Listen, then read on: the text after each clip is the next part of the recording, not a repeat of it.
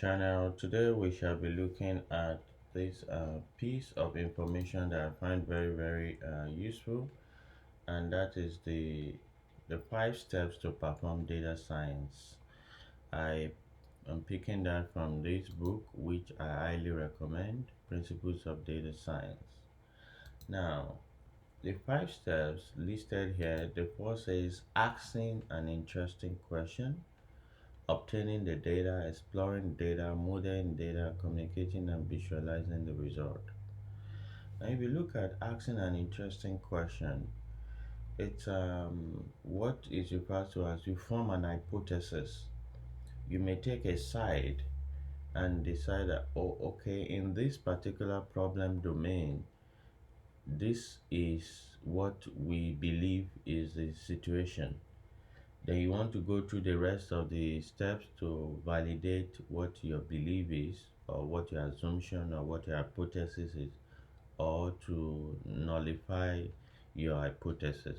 Hypothesis is a big word, just stands for assumption. So you're asking an interesting question. So, and I love the way they put it here. It says that start writing down questions regardless of whether you think it has an answer or not, or whether you even have a solution to it. That's a very good one. It goes with the book that I also read with that says that begin with the end in mind. What is the end goal? So that will help you to be able to formulate the question appropriately. And I'll also add mine to it that asking an interesting question will also help you to should also include being able to know when you have actually found the answer to the question. That means you should have a way of metrics. You should have a kind of metrics to be able to visualize, to be able to confirm whether your question has been answered or not. Excuse me. So I will add here asking an interesting question and formulating a matrix, a quantitative matrix. I know they put combinating a quantitative matrix on the fifth one, but I will move this ability to communicate results. Okay, this one modern implanting mathematical validation metrics in order to quantify the model. I will move quantifying the model into part of this step one, because you need the metrics, you need to formulate a metrics to be able to ascertain when you have actually gotten an answer to your question.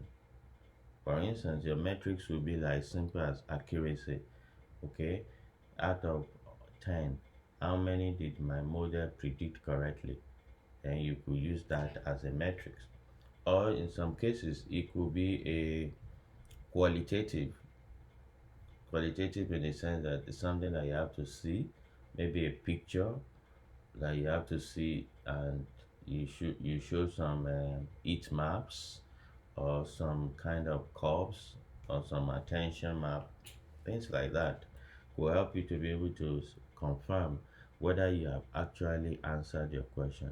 And more to that is to see whether as you go through the process you are going nearer or farther away from your goal, from getting your question answered.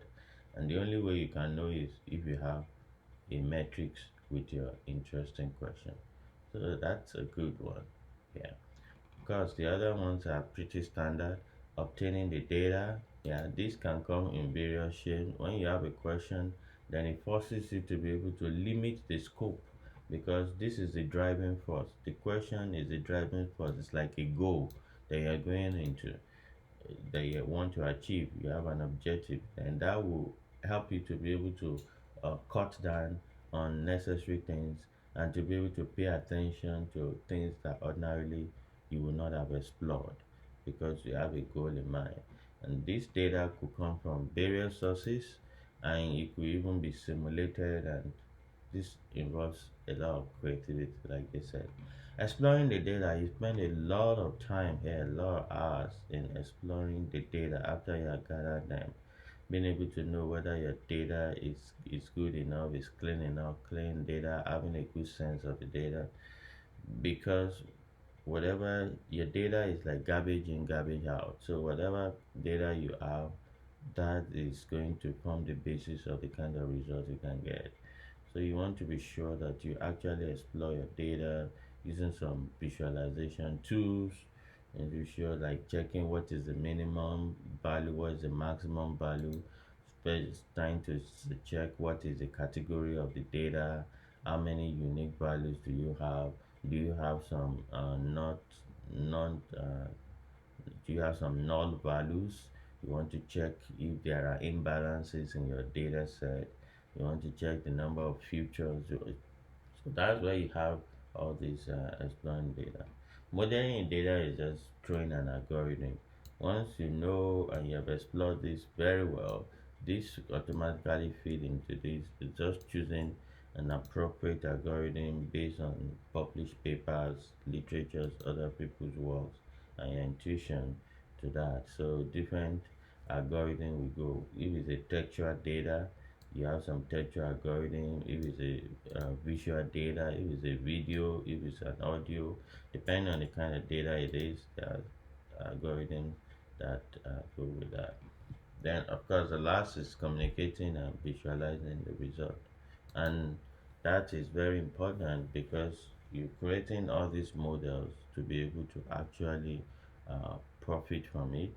So being able to communicate your result either to a customer or to a boss is critical. If not, you might have wasted all your time uh, doing all the previous steps.